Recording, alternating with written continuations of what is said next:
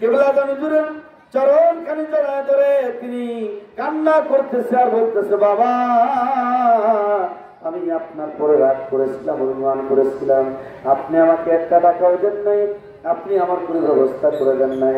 বাবা এমন একটা ব্যবস্থা করেছেন, এক থাপ্পড় দিয়া যদি পাকিস্তানে যাওয়ার ব্যবস্থা হয়ে যায়, আর এক থাপ্পড় দিলা তো জান্নাতে যাওয়ার ব্যবস্থা হয়ে যায়। তো পাকিস্তানি একজন জাকের ভাই, আমার ভাইয়েরা, বাংলাদেশ যখন স্বাধীন হয়ে গেল, যুদ্ধের ভিতরে পাকিস্তানি জাকের ভাই যখন এই দপ্তরে খেদমত করতে লাগলেন, যুদ্ধ শুরু হয়ে গেল।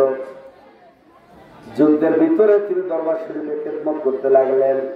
যখন দেশ স্বাধীন হয়ে গেল, দেশ স্বাধীন হয়ে যাওয়ার পরে পাকিস্তানি জাকের ভাই উনি হুজুর কেবলার কদমে বললেন, বাবা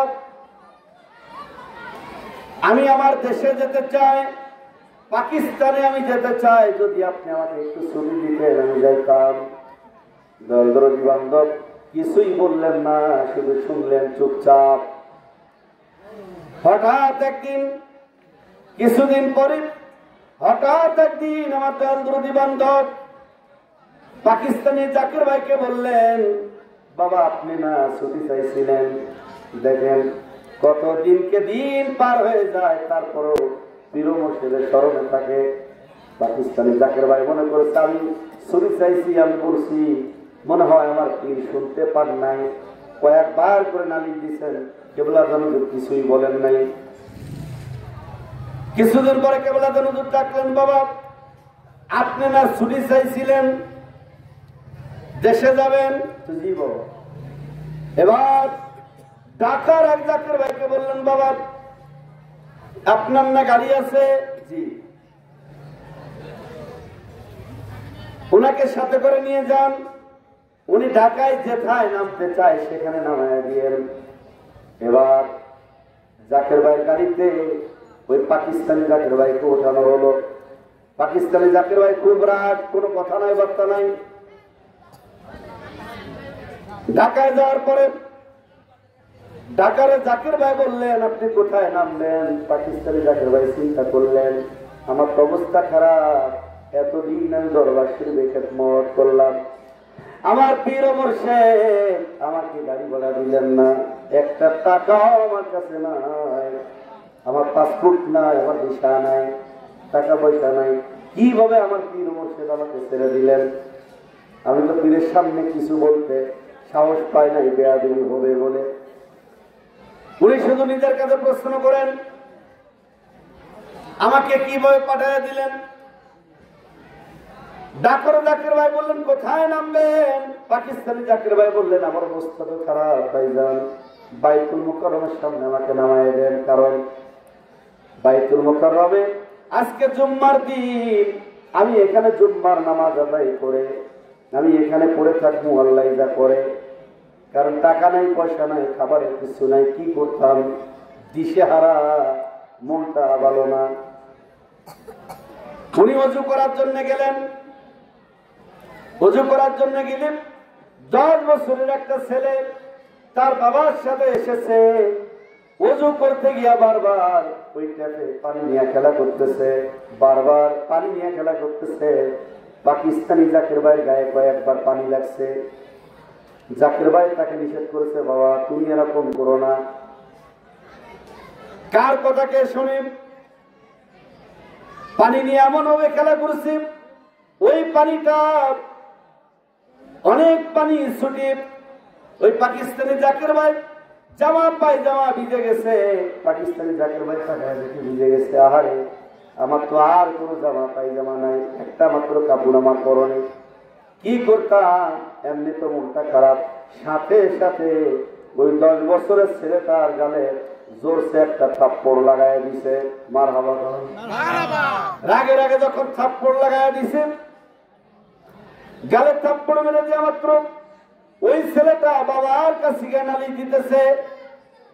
এদিকে জাকির ভাই ভয় পেয়ে গেলেন, যেহেতু নালিশ দিতেছে, আর ওই ছেলেটার বাবা বারবার এদিকে তাকাইতেছে, আর জাকির ভাইয়ের মনটা দুর্বল হয়ে গেছে। আমি তো থাপ্পড় দিয়েছি, ডাকাইলা পোলার গালে, আমার তো অবস্থা খারাপ করে দিবে। উনি ভয়ে ভয়ে বাইতুল মুকাররমের ভিতরে ঢুকলেন, নামাজ আদায় করলেন। নামাজের পরে তাকায়া দেখে ওই ছেলেটার বাবা ওনার দিকে বারবার তাকাইতেছে। জাকির ভাই তো ভয়, কি করে না করে। এবার ওই ছেলেটার বাবা বলতেছে, হুজুর আপনি আমার বাসায় চলেন। জাকির ভাই তো বুঝতেই পারে নাই, ভাবতেও পারে নাই বাসায় যাওয়ার দাওয়াত হবে। তারপরও জাকির ভাই হৃদয় মাঝে একটা ভয়, বাসায় নিয়ে আবার বেঁধে রেখে পুলিশে দিয়ে দেয় কিনা, পিটাই কিনা, ভয় ভিতরে। এবার বাসায় নিয়ে যাওয়ার কিছু সময় পরে ওনার সামনে নাস্তাগুলি রেডি করা হলো, খাবার রেডি করা হলো। ভিতরে ভয় থাকলে কি খাবার খেতে মন চায় নাকি? খাবার খেতে মনে চায় না। ওনার ভিতরে এত ভয়, এত সুন্দর ঘরে আমাকে রাখছে, এত সুন্দর সুন্দর খাবার আমার সামনে দিছে, আমি তো কিছুই বুঝতেছি না। উনি ভয়ে ভয়ে কিছু খাবার উনি খাইলেন। এবার বলতেছে, হুজুর আপনি একটু রেস্ট করেন, বিশ্রাম করেন, কিছু সময় পরে আপনার সাথে আমরা একটু দেখা করবো। জাকির ভাইয়ের কি আর রেস্টের কথা মনে আছে? জাকির ভাই রুমের ভিতরে ঘুম আসে না, এমনি বসে রয়েছেন। এবার তাকায় দেখে একজন পর্দানিসীন মহিলা চোখের পানি ছেড়ে দিয়ে কান্না করতেছে আর হাত জোর করে করে বলতেছে, হুজুর আমার এই ছেলেটা 10টা বছর বয়স হয়েছে। আহারে, ছেলের বাবাও কান্দে, ছেলের মাও কান্না করে। ছেলের মা বলতেছে, হুজুর যেহেতু পাকিস্তানি জাকির ভাই, পাকিস্তানি ওই পোশাক, ওই যে কুর্তা না কি বলে, ওই পোশাকটা ওনার পরনে, পোশাকটা দাড়ি ছিল মুখে, যার কারণে হুজুর টাইপের লাগে, মাওলানা টাইপের লাগে।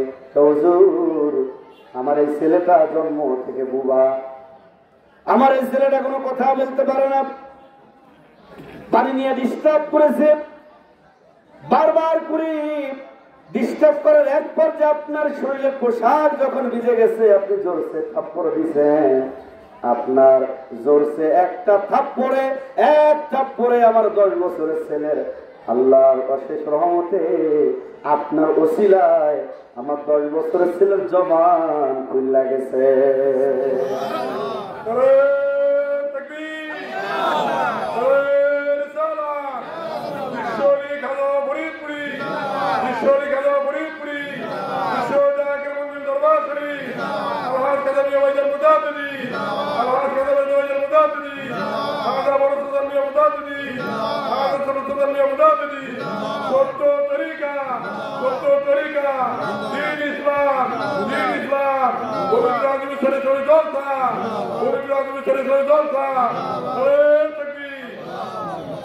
চাইলে কেহ পীরের বস্তু নিতে নাই পারে, উপযুক্ত হইলে দয়াল ডাইকা আনবে গড়ে, তোমায় ডাইকা নিবে গড়ে। ওরে দূর করিয়া দিবে তোমার বগের যত জ্বালা, দূর করিয়া দিবে তোমার বগের যত জ্বালা। ওই কেউ বুঝিতে পারে না রে বলি আল্লাহর খেলা, ও ভাই কামিল পীরের খেলা। আমার তারা ভাইরা, পাকিস্তানি জাকির ভাই বুঝতে আর বাকি রইল না। উনি অবাক হয়ে ওনাদেরকে জবাব দিলেন, আমার ওসিলায় নয়, আমি বিশ্ব জাকির মঞ্জিলের ৮৮ ভাগ দরবার শিল্পী আমার পীর মুর্শিদের কদমে যাতায়াত করি। আমার পীর কেবলাদের ওসিলায় আপনার ছেলের জবান মহান আল্লাহ তাআলা খুলে দিয়েছেন। ছেলেটার মা এবং বাবা ওনাকে বললেন, বাবা আপনার দেশের বাড়ি কই, কোথায় যাবেন, কি করবেন? জাকির ভাই সব কিছু বলার পরে ছেলেটার বাবা বলতেছে, আপনারও আপনার পীর মুর্শিদের ওসিলায় আমার ছেলেটার জবান আল্লাহ তাআলা খুলে দিয়েছেন। সুতরাং পাকিস্তানে যাওয়ার জন্য আপনার যে টাকা পয়সার প্রয়োজন, পাকিস্তানে যাওয়ার জন্য আপনার পাসপোর্ট ভিসার প্রয়োজন, যা কিছু আপনার লাগবে সব ব্যবস্থা আমি আমার থেকে করে দিব। যে কয়টা দিন আপনি পাকিস্তানে যেতে না পারেন, এই কয়টা দিন আপনি আমার বাসা আপনার পদধূলি দেওয়া যাবেন, জোরে জোরে কন্যা আল্লাহু আকবার। পাকিস্তানি জাকির ভাই উনি রাত্র 3টার সময় রহমতের সময় দরবার শরীফের দিকে রুজু হইলেন। এক থাপ্পড়ে বাংলাদেশ থেকে পাকিস্তান, সহজ মনে করেন, এক থাপ্পড়ে বাংলাদেশ থেকে পাকিস্তানে যাওয়ার ব্যবস্থা আমার কেবলাদান ওসিলা হয়ে গেল। আমার প্রাণের ভাইয়েরা পরবর্তী সময়ে বললেন যে আপনি যখন বাংলাদেশে আসবেন, আপনার ওই পীরের কদমে যখন যাবেন আমাদেরকে বলবেন, আমরাও যাব। যখন পাকিস্তানি জাকির ভাই আবার পুনরায় বাংলাদেশে আসলেন, তখন ওই ঢাকায় ওই বাড়িতে নামলেন। নামার পরে ওনারাও বললেন যে আমরা যাব। গাড়িতে করে আসলেন কেবলাদান হুজুরের কদমে। কিছু বলার পূর্বেই কেবলাদান হুজুর বললেন, বাবা এক থাপ্পড়ে আপনি পাকিস্তানে চলে গেছেন। তখন ওনারা সবাই মিলা দিলা কান্না করছে, আমরা কেউ বললাম না, কেউ আসলাম না। অথচ পীর কেবলাদান তিনি কিভাবে বুঝলেন? কিছু বলার আগেই পীর কেবলাদান বললেন যে বাবা, কোন পীর চাই না কোন মুরিদ বিপদে পড়ে যাক, কোন পীর চাই না কোন মুরিদ তারা দুনিয়াবি কোন সমস্যায় পড়ে যাক। যদি নাকি সে মুরিদের মতো যদি পাকিস্তানি জাকির ভাই কোনো কথা বলতো, যদি নাকি কোনো বেয়াদবিমূলক আচরণ করত, তাহলে কি এই রহমত বরকত কি সে পাইতো? পাইতো না। এই জন্য পীর মুর্শিদের কদমে অপেক্ষা করতে হবে, পীর মুর্শিদের কদমে খেদমত করতে হবে, গোলামি করতে হবে।